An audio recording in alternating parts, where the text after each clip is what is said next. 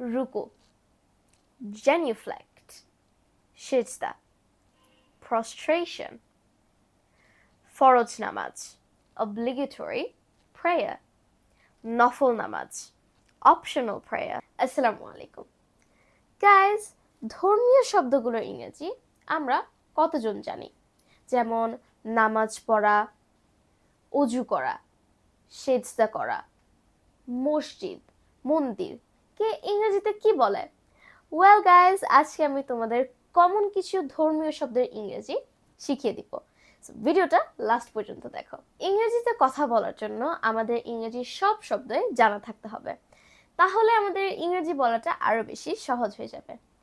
ইংরেজিতে সেন্টেন্স বানানো যেরকম ইম্পর্টেন্ট, তেমনি vocabulary strong হওয়া important. So now let's move on to the ওয়ার্ডস।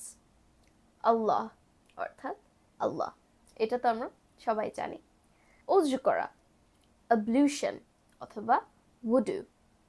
নামাজ আদায়, perform সালাত। জায়নামাজ, prayer mat, রুকু। genuflect, সিজদা।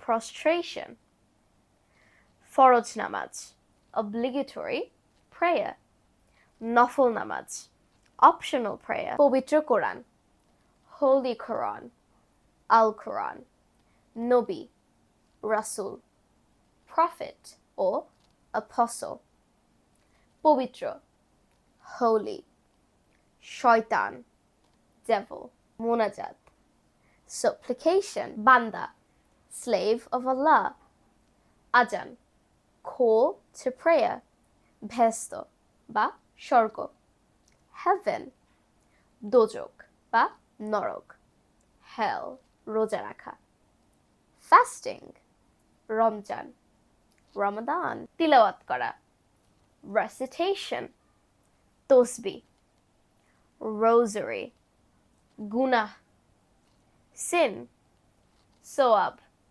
reward, মুমিন, believer, হিজরত, migration, আখিরাত বা কিয়ামত, doomsday, দরবেশ বা সাধু, saint, ফেরেশতা বা দেবদূত, angel, মসজিদ, mosque, গির্জা, চার্চ, মন্দির, টেম্পল।